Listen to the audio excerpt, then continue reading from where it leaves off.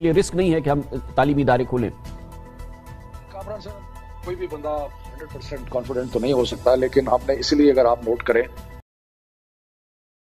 18 کو پہلا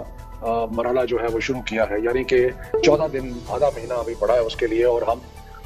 14-15 تاریخ کو دوبارہ اس کا ریویو بھی کریں گے۔ لیکن جو چیز جس کی وجہ سے ہم نے فیصلہ کیا، ایک تو صحت کے حساب سے یہ تھا کہ جب ہم نے بند کیے تو ٹرینڈ اوپر جا رہا تھا بیماری کا، اب جو ٹرینڈ ہے وہ تھوڑا نیچے کی طرف جا رہا ہے، تو اس لیے تھوڑا سی کانفیڈنس تھا کہ یہ جو ٹرینڈ نیچے کی طرف جا رہا ہے اس کا مطلب بہتری ہوگی۔ دوسرا یہ تھا کہ بہت زیادہ نقصان ہوا ہے پڑھائی کا، خاص طور پہ جو پرائمری کے بچے ہیں، خاص طور پہ وہ بچے جو گاؤں میں رہتے ہیں۔ پہلے 2 کروڑ بچے جو ہیں وہ اسکول نہیں جا رہے، آؤٹ آف اسکول چلڈرن کہتے ہیں، ان میں اضافہ ہو رہا ہے۔ والدین کئی ایسے ہیں جنہوں نے بچوں کو اب اسکولوں سے اٹھا لیا ہے، تو یہ، اور پھر جو اسکول میں ہے بھی ان کا بھی ہم نے امتحان کچھ لیے تو ان کے جو لرننگ لیولز تھے وہ اور پہلے بھی کوئی بہت اچھے نہیں تھے، وہ اور نیچے چلے گئے۔ تو اس لیے تعلیم کے حساب سے اور سارے جب وزرائے سے ہم نے مشورہ کیا تو تقریباً یونینیمس اوپینین تھی سارے صوبوں کی، سارے اکائیوں کی، کہ ہمیں کوشش کرنی چاہیے کہ جلدی کھولیں۔ اور پھر ہم نے صحت کا اپنی ترجیح تو صحت ہے، ان سے پوچھا، اور پھر ہم نے فیصلہ کیا کہ 18 کو، 25 کو اور 1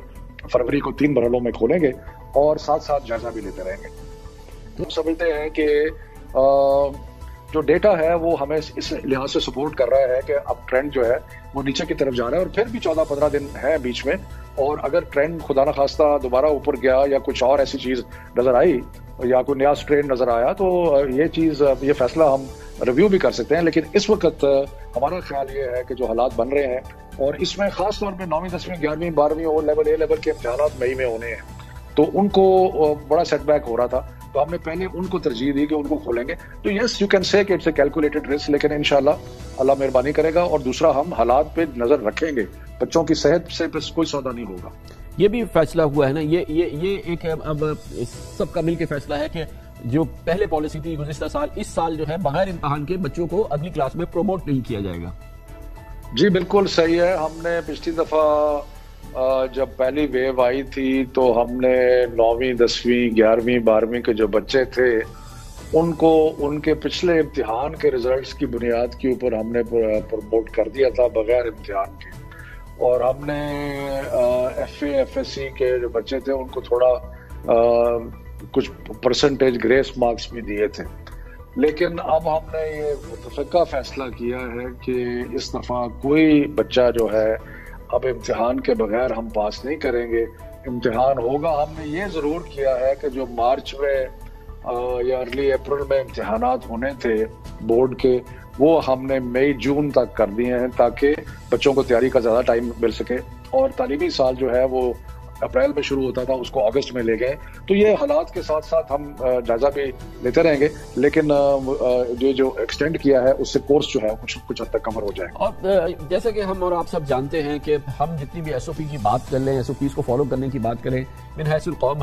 ہماری قوم اس سے بالکل متاثر نہیں ہے۔ تو یہ بتائیے گا کہ یہ جو خالی ریٹرک ہے کہ بھئی کہ ایس او پی پہ عمل ہوگا، یہ اس پہ کرنا ہوگا، لیکن یہاں تو آپ کو ایکسٹرا میجرز لینے ہوں گے نا، پریکٹیکل آن گراؤنڈ میجرز لینے ہوں گے کہ انشور کریں کہ یہ جب